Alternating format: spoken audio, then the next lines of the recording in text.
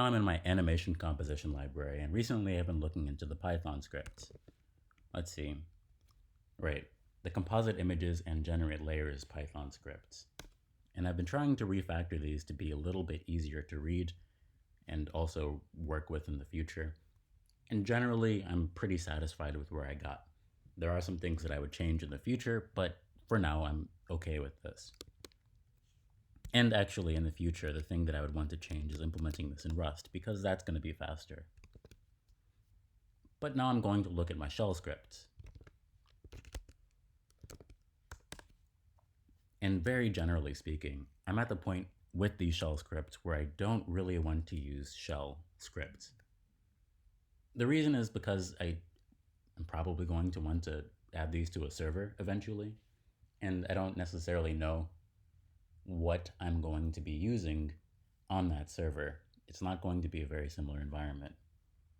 There are some containerization things that I can do to make it easier to make these scripts portable, but generally, the next step that I would consider is using a language that was designed to abstract away the considerations of portability. And also, I want this to be the same language as the other image processing scripts, just so it's a bit more consistent. Let's look at what we have. Convert layers, generate movies, make DIRs, and tree. We look at convert layers. This script just reads, what does it read? Format. So it reads from the frames directory in whatever output directory we've set, and then outputs something similar, but in a WebP directory. So this converts what I assume are going to be PNG files or JPEG files to WebP files. The reason that I would do this is to save space, because the WebP format is often much smaller than JPEGs or PNGs for similar quality. Looking at generate movies. And this is the one that's the most complex. Make this smaller.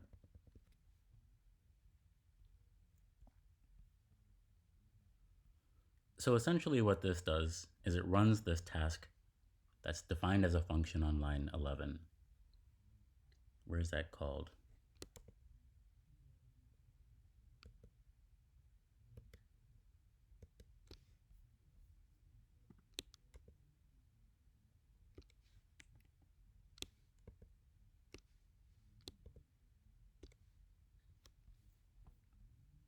It's called on line 185. There isn't necessarily a length for a shell script where I would say, after this number of lines, turn this into something that isn't a shell script. But hundreds of lines is much longer than I want to deal with, quite honestly. Either way, what this task does is it takes a frame rate, a buffer size, something called a CRF, which I think it stands for a constant rate factor. It's essentially quality, and line extension. Line extension, what does that do? Read line extension. Oh, I think this is, I see. So for this script, I wanted to generate movies based on a collection of frames in MP4 and WebM formats with a buffer size of 500K, 1 megabyte, 500 kilobytes, 1 megabyte, 5 megabytes, and 15 megabytes. Frame rates 52 frames per second, 26 FPS, 13 FPS, the constant rate factor of 26 and 5.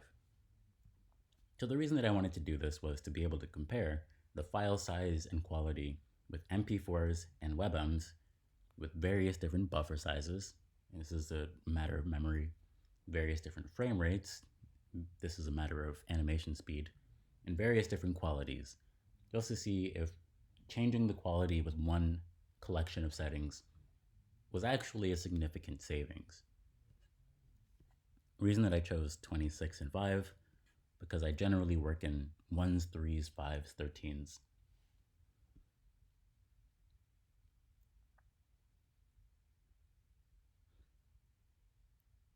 Do I want to talk about this now? Let's look at the other scripts first. Can I open them from here?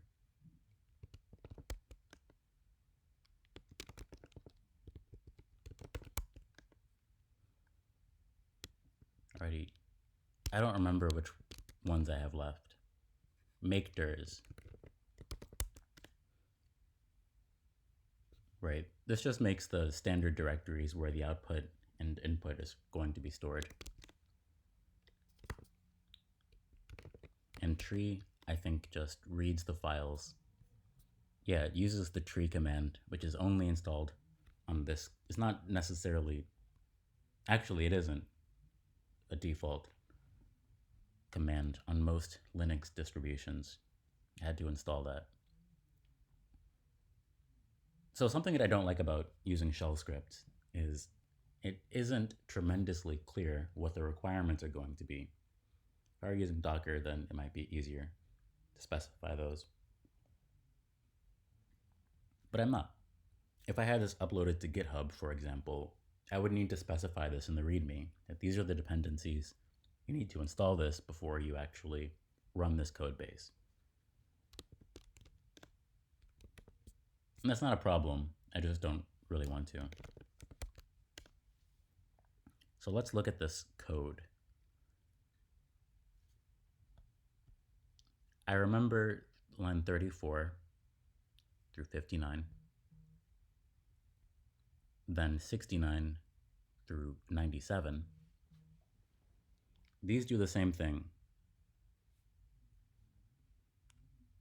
There's like one difference between the calls. There's one difference between what these fundamentally do. On line 47 and line 85 is where these are different. So we have a quality. How do I describe this? FFmpeg is the library that I'm using. It's something that I installed. It's useful for processing movies and images. More specifically, movies. This section of code is relevant for the WebM format, which is similar to WebP in what its goals are, in that it's often a lot smaller than some of the other formats, like MP4. They use different codecs, which is something that I specify with the vcodec variable. The WebM format uses libvpx, whereas the MP4 format uses libx264. I noticed when I was running this that the buffer size didn't affect the MP4 format, so that's also different, that I'm specifying the buffer size for the WebM format. Quality, what is this? We're processing the images, the quality of 10 versus 7. I'm not entirely sure why that is. That's undocumented. Constant rate factor is used in both. Buffer size is technically used in both. PIX format. This is something that I needed to use to get the MP4 to run on my Mac. I'm not sure why. That is undocumented. So this is a place where comments would have been helpful. Or at least some documentation. But it is hard to meaningfully document using Bash.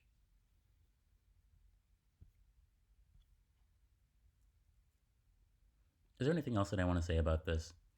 I guess we can go towards the bottom. What I wanted to do was figure out ways to parallelize this. I looked on Stack Overflow for different methods to do this. One of them was using semaphores, which was a new concept to me. It's essentially a way to prevent race conditions while you're piping to different processes. It's not only specifically used for piping, but it can be useful for that. Another thing that I tried was just generic batch processing.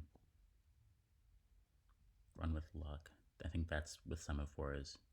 This is with batches. And the one that I'm currently using, I don't think is actually batching anything. The way that we're running this now is first we write to a file all of the things that we're going to try to do. That's what happens between line 130 to 155. So this to-do file is the file that takes the queue. Then, depending on what we're trying to do, we iterate through that file. We pop off, I think, the top of that file into a new file that represents the batch that we're currently running.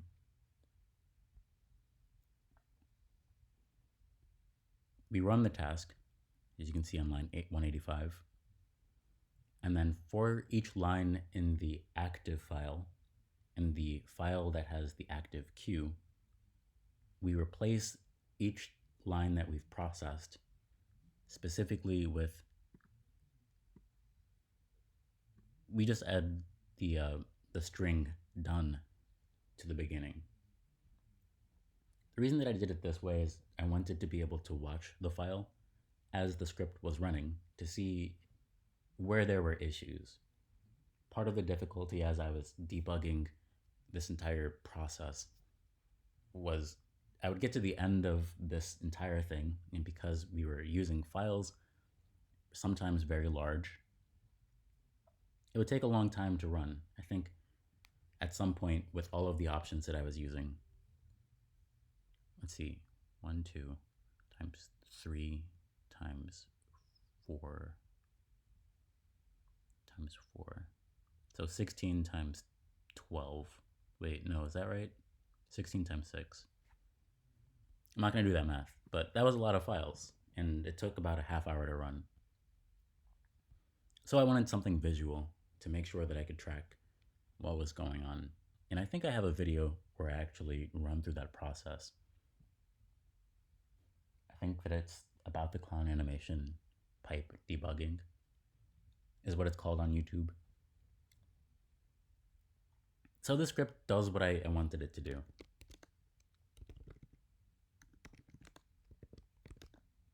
If we look in the output directory,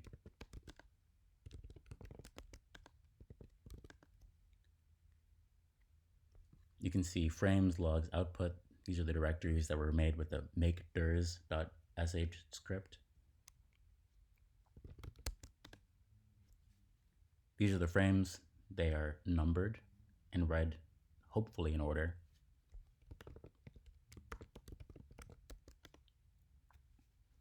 This is the output from generating those frames. This is output from the Python script. We have log.txt, which is just print statements that were echoed to a file, I believe. And then log.processed is some of the insights that I wanted to get. I don't believe that those are well structured still.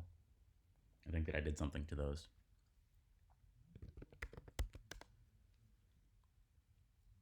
The output script, has multiple different folders that are named after UUIDs. I wanted to run each of these in batches. So this batch, the UUID 347, etc., is 1, 796, etc., and 631, etc.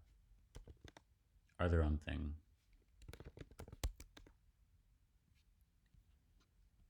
And this file keeps record of how long each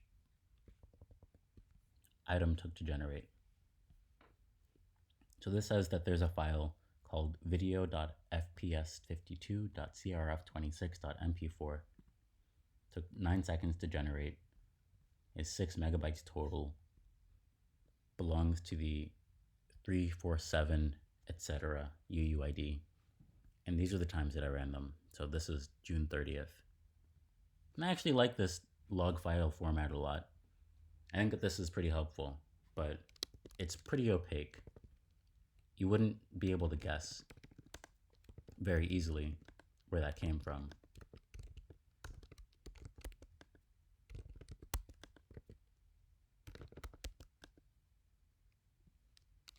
I'm going to do a search for TSV. We have log file, and that, like the actual value of that references TSVs. But that's the only place that TSV is mentioned anywhere in this code base. And then there's this secret format that we mentioned.